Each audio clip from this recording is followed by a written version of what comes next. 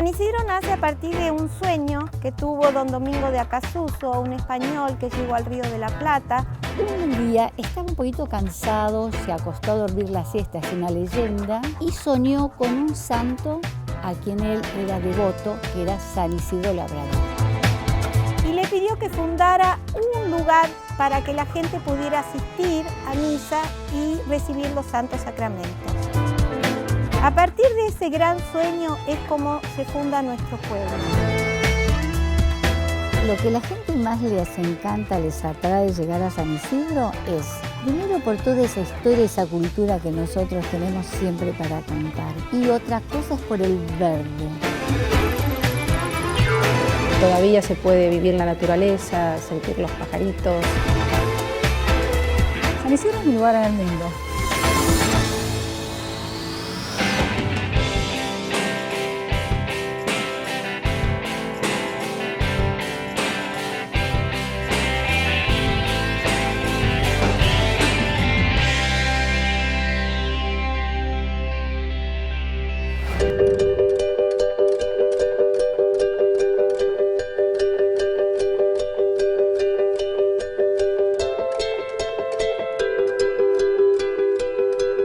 En la provincia de Buenos Aires conviven más de 15 millones de personas. Con sus 307.000 kilómetros cuadrados, es la más extensa del país. Al recorrer sus 135 municipios, podemos descubrir paisajes asombrosos, caminos y espacios únicos, ciudades maravillosas, museos, plazas, lagunas, y además visitar lugares históricos que fueron testigos de hechos trascendentes en la vida de nuestro país.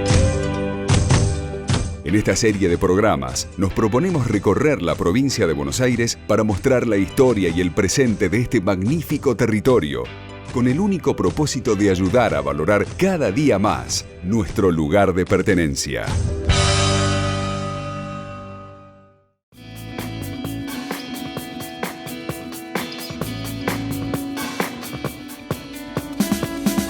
San Isidro nace a partir de un sueño que tuvo don Domingo de Acasuso, un español que llegó al Río de la Plata a custodiar las aguas del Río de la Plata y que llegó hasta aquí, a estas chacras o chácaras, como así se las definía, que fueron repartidas por don Juan de Garay en la segunda fundación de Buenos Aires en el año 1580.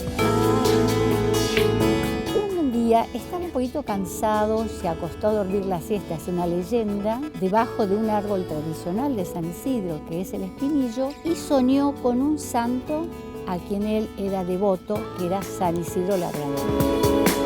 Y le pidió que fundara un lugar para que la gente pudiera asistir a misa y recibir los santos sacramentos. Pasaron los años y este señor, Domingo de Acasuso, dejó de ser un capitán español sirviendo para España, se transformó en un comerciante de San Isidro, de este lugar, comenzó a tener negocios y se dedicó también a la construcción. Recibe un envío desde el Perú, equivocadamente, pero él atribuye a que es un milagro de San Isidro Labrador, con barras de oro. A partir de esas barras de oro, él empieza a construir lo que denominamos la primera capilla de paja y adobe que se funda en donde está hoy actualmente nuestra Catedral de San Isidro.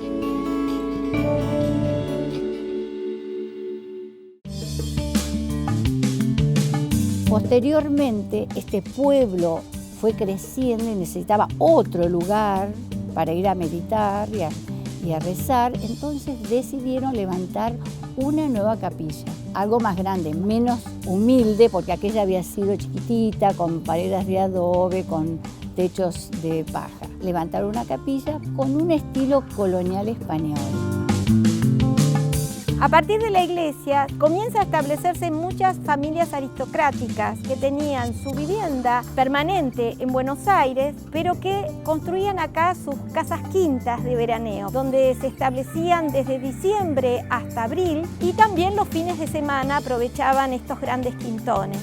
Y el pueblo fue creciendo, muy característico, alrededor de la capilla.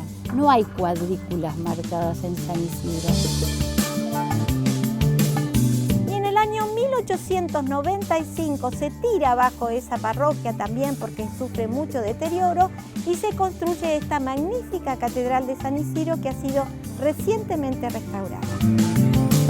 Hacen un concurso para nuevos edificios y sale ganador el proyecto para esta catedral actual.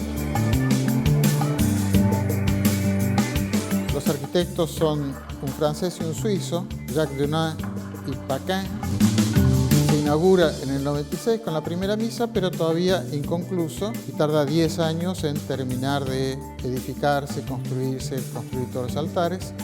Se consagra en 1906. La principal donante de la catedral fue la señora Mercedes Aguirre de Anchorena. Ella fue la presidenta de la Comisión Pro Templo y la que más trabajó en construir esta catedral. La catedral es estilo neogótico, tiene como característica con el gótico que es una iglesia elevada, porque el gótico fundamentalmente eleva todo hacia Dios. Dice que cuando uno mira para arriba lo encuentra a Dios.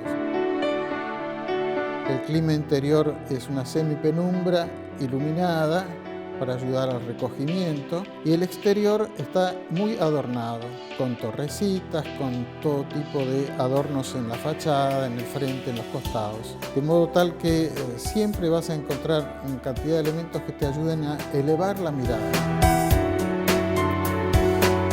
En el año 1965, después del Concilio Vaticano II, manda reformar las iglesias para que se evite la dispersión y todo se centra en la misa que se traduce en el idioma de cada país. Con lo cual acá se eliminan todos los altares, queda un solo altar central y se simplifica el templo interior. Y exteriormente, debido a problemas edilicios, se tiran abajo todas las torrecitas, todos los adornos que había. El estilo constructivo de fines del siglo pasado no tenía ningún material hidrófugo y entonces la humedad entraba dentro del muro, se rompía todo y se caía a pedazos. Entonces, para evitar problemas, se sacan todos los adornos exteriores. Cuando yo me hago cargo de la iglesia está en muy malas condiciones. El arreglo que se había hecho en el 65 ya estaba muy deteriorado. El análisis de arquitectos, ingenieros y técnicos resuelve que el edificio se viene abajo. Con lo cual, en el 2000 empiezan a hacerse proyectos para comenzar la restauración.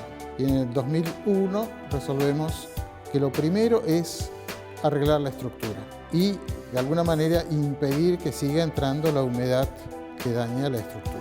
Una segunda etapa hizo todo el exterior y ahí resolvimos reponer todo lo que se había sacado años antes. Entonces se reconstruyó la iglesia exteriormente en base a fotos, algunas muy interesantes. Por ejemplo, un mecánico de aviones que trabajaba en Palomar salía a probar los aviones, a pegar una vuelta por acá y le gustaba la catedral y sacaba fotos desde arriba. Y había elementos que no teníamos fotos más que estas. Así que bueno, se hizo un gran trabajo de recaudación de elementos para poder reconstruirlo tal como estaba. Y la tercera etapa, que terminó en el 2009, fue el interior. Y el interior se recuperó el estilo original, se volvieron a poner los dorados, pintar, se recolocaron algunas imágenes. Ya no es restaurar exactamente lo que había originalmente, pero es muy parecido.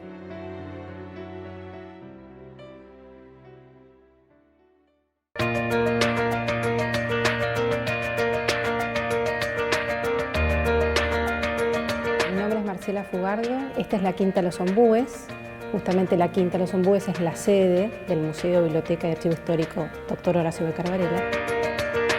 Esta propiedad tiene una historia de casi 500 años, se remonta al año 1580 con el reparto de suertes de Juan de Garay, y esta chacra justamente la recibe Pedro de la Torre. Luego esta propiedad va a pasar de manos hasta que en el año 1706 la compró Domingo de Acasuso y compra la mitad de las tierras, o sea que ya la chacra queda dividida en la mitad con el mismo rumbo, y sobre esas tierras Domingo de Acasuso va a edificar la capilla y la capellanía dedicada a San Isidro Labrador. Por eso digamos que como si de una costilla de esta propiedad hubiera nacido el pueblo de San Isidro. Con estas 200 varas que tenía esta chacra por una legua de fondo va cambiando de manos hasta que en el año 1784 la compró Cecilio Sánchez de Velasco. Fue el papá de Mariquita Sánchez de Thompson. Así que esta casa tuvo una gran focalidad social en la época que ella fue propietaria. Cuando mueren los padres, justamente ella es la propietaria de esta casa. Y acá la visitan Manuel Belgrano, José de San Martín, Juan Martín de Pueyrredón, que era su vecino, y también dice la tradición que aquí pasó una noche Santiago de Liniers en camino a la Reconquista de Buenos Aires en el año 1806. En el año 1881 compra la casa Cosme Beccar y María Varela. Uno de sus hijos, Horacio Beccar Varela, va a ser el que done la propiedad a San Isidro. La municipalidad encargó una importante restauración y puesta en valor para adaptarla al destino que había elegido, que era museo, biblioteca y archivo histórico. Y en el año 2006, en coincidencia con los 300 años de la creación de la capilla y la capellanía por Domingo de Acasuso, se inaugura este museo, biblioteca y archivo histórico en esta Quinta Los Ombúes. Hay 6 salas en total. Eran las antiguas habitaciones de la casa y en las 2 primeras salas, que se dedican a exposiciones temporarias, en este momento está la exposición de recuerdos compartidos. Es una exposición de fotografía antigua de San Isidro que abarca un siglo de fotografía, más o menos entre 1860 y 1950. La sala que tenemos en el medio es una sala que se llama Sala San Isidro porque hay objetos relacionados con la historia local y con personajes de la historia local. Hay objetos que se relacionan con el regimiento de caballería que fundó el general Juan Martín de Pueyrredón para la reconquista de Buenos Aires, los húsares de Pueyrredón, y fundamentalmente 2 esculturas de Lola Mora. Una es una estatuilla de una joven hecha en bronce que tiene la 7ª firma reconocida mundialmente de Lola Mora, y otra es un busto de un joven sanisidrense en mármol de Carrara. Después hay otra sala, a continuación, está dedicada a Mariquita Sánchez, y bueno, ahí se recrea toda la historia de Mariquita, sus retratos, sus pertenencias, su relación con Juan Manuel de Rosas. La sala siguiente se llama Sala Fundacional y en ella se visualiza toda la historia del origen de la capilla, que hoy es catedral, y se habla del fundador de la capellanía, Domingo de Acasuso, y se llega hasta el día de hoy a lo que es la Catedral de San Isidro. Después, alejada de esta sala, se encuentra la 6ª sala, que tiene todo el mobiliario de una de las salas más íntimas de la residencia de los Beccar Varela. Allí se reproduce una sala de acuerdo a fotografías que se tienen de la época en la que ellos vivieron acá. Bueno, cuenta con muebles antiguos del siglo XVIII, del siglo XIX, principios del siglo XX, traídos de Europa, algunas donaciones recientes que recibió el museo, como un piano perteneciente a las nietas de Horacio, que pertenece a mediados del siglo XIX. La propiedad hoy cuenta con 1 hectárea de parque, con barranca. En la barranca está declarada Parque Natural Municipal. Otro de los valores que tiene la quinta hoy es que posee una biblioteca y archivo histórico. La biblioteca es una de las más importantes en la provincia de Buenos Aires, está dedicada a historia argentina y a historia local, y también un importantísimo archivo histórico que reúne todos los repositorios municipales, todo lo que había en la municipalidad de valor importante, de archivo, y también algunos archivos privados. Tenemos 7 cartas que pertenecieron a Mariquita Sánchez, donación justamente de una descendiente, que es realmente un valor tenerlas aquí porque la mayoría de su epistolario está en el Archivo General de la Nación, así que tener aunque sea algunas cartas de ella refuerza para nosotros la idea de que ella fue una de las propietarias justamente de la quinta.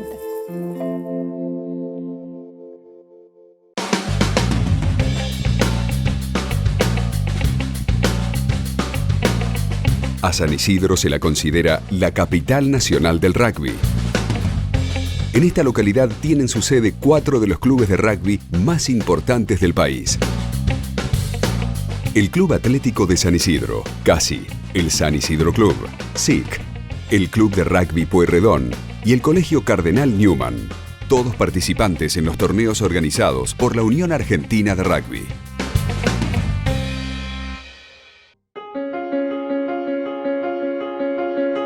Soy Eleonora Jauregui Berris y estamos en el Museo Pueyrredón, una de las joyas de nuestro partido y quizás el edificio del siglo XVIII más entero que aún queda en pie en la provincia de Buenos Aires.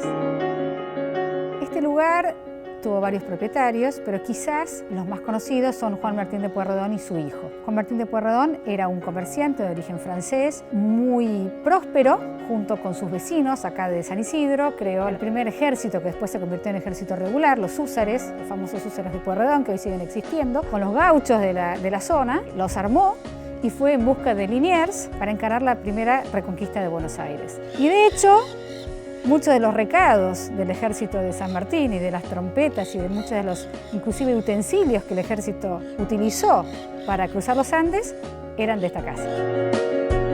La arquitectura de esta casa es una típica casa colonial con patio central y, por supuesto, una casa que aprovecha sus vistas al río, ¿no? Está prácticamente al borde de la barranca y tiene dos grandes adiciones hechas en la primera mitad del siglo XIX, la galería con sus columnas dóricas y el atelier que vemos arriba. Las dos adiciones fueron hechas por Prilidiano Pueyrredón, el único hijo de Juan Martín y Calixta Telechea, que fue, como todos saben, uno de los grandes artistas del siglo XIX. Aparte fue arquitecto e ingeniero. Prilidiano pintó acá mucha de la obra que hoy engalana museos como el Museo Nacional de Bellas Artes, toda esa obra de los gauchos y, por supuesto, su enorme galería de retratos de los personajes de la burguesía local, desde Manolita Rosas hasta Iraola, que por supuesto es una de las obras capitales de Prilidiano Pueyrredón y está en este museo. Este terreno hoy tiene más de una manzana. Por supuesto tiene barranca que se preserva y que hoy es paisaje protegido. En realidad, esta es una de las suertes de Garay. Este espacio fue subdividiéndose, por supuesto, con el paso del tiempo, así que lo que hoy es el hipódromo de San Isidro, más de 300 maravillosas hectáreas verdes, que son el pulmón verde de San Isidro, eran parte de la Quinta de los Pueyrredón. O sea que hoy toda esta extensión original hasta el fondo de la legua sigue siendo verde.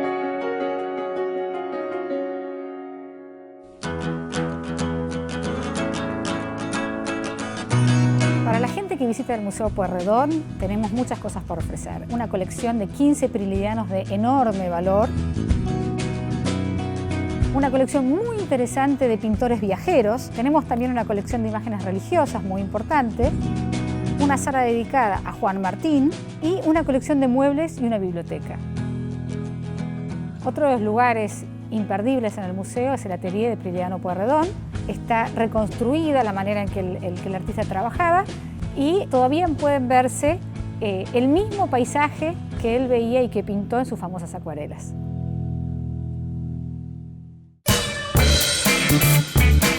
En el próximo bloque, seguimos visitando San Isidro, descubriendo más historias en nuestro maravilloso recorrido por los pueblos de la provincia de Buenos Aires.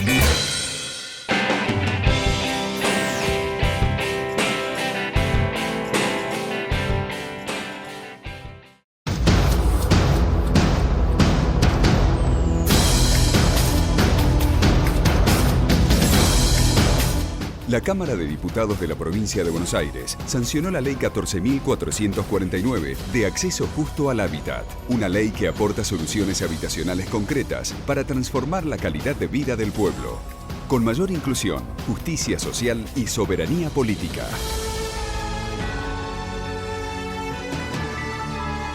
Diputados, Provincia de Buenos Aires.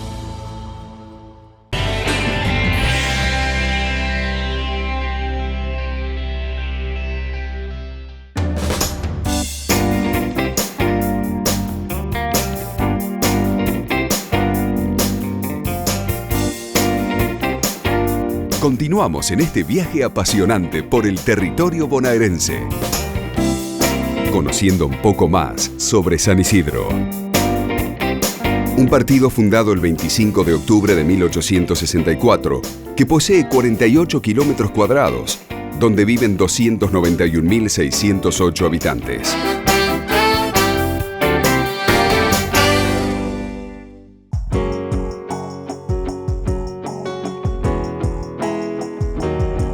Otro de los lugares más emblemáticos de San Isidro es Villa Ocampo, la histórica casa de la escritora argentina Victoria Ocampo. En este lugar se reunieron los escritores, artistas e intelectuales más prestigiosos del siglo XX.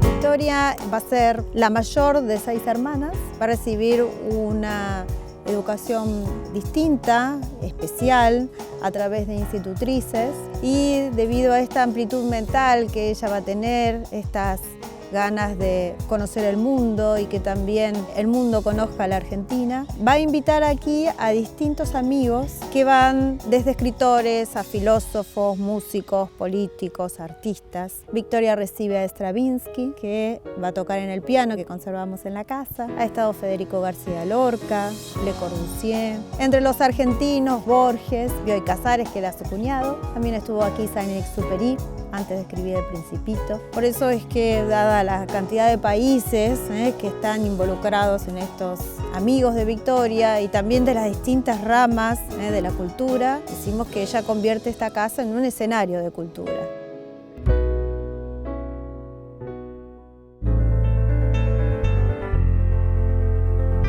Bueno, decimos que Manuel en realidad va a construir una casa ecléctica, porque tiene distintos estilos a la vez. El techo es un techo típico francés, con mansarda, habitaciones. En el centro tiene la fecha de su inauguración, una típica escalera del estilo normando. En el primer piso, una balaustrada bien italiana y una galería por la que se accede, más clásica. Todo decorado, digamos, con la vegetación original, que es toda la vegetación que Victoria tanto quería, y sabemos que cuando venían todos sus amigos y visitantes, ella adoraba pasearlos por el jardín, cosa que bueno, siempre hacemos en nuestras visitas. La casa ya ha sido toda restaurada y los muebles que ustedes van a ver en la casa son los originales, también restaurados. Van a encontrar los libros de Victoria, ella dona 12.000 libros, sus muebles, su cama, su teléfono, los sillones, también donde ella escribía, su máquina de escribir, y todas las salas de recepción que están en la planta baja. La gente que nos visita realmente descubre ese espíritu cultural que tiene la casa, se asombra, y que también puedan oler, palpar y gustar todas esas conversaciones, todas esas reuniones mágicas que aquí se generaron a través de la presencia de Victoria. Victoria Ocampo muere el 27 de enero de 1979. Jorge Luis Borges escribe ante la noticia: en un país y en una época que las mujeres eran genéricas, Victoria tuvo el valor de ser un individuo. Dedicó su fortuna a la educación de su país y de su continente.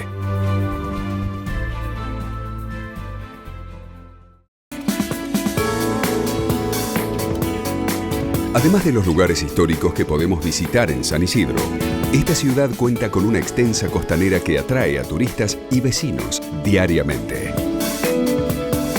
En San Isidro también están los tribunales judiciales, que son competentes en causas originadas en varias localidades de la zona norte. Y por último, existe una variada propuesta comercial con negocios de múltiples rubros.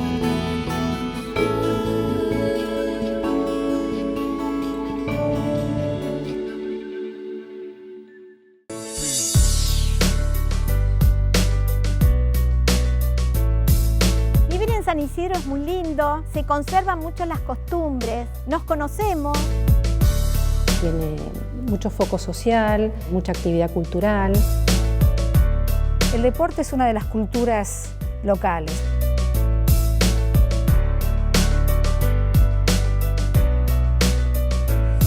Para mí es el lugar ideal para vivir casi todo el año de vacaciones, porque a pocos minutos podés tener cualquier lugar, un espacio verde como para disfrutar, caminar.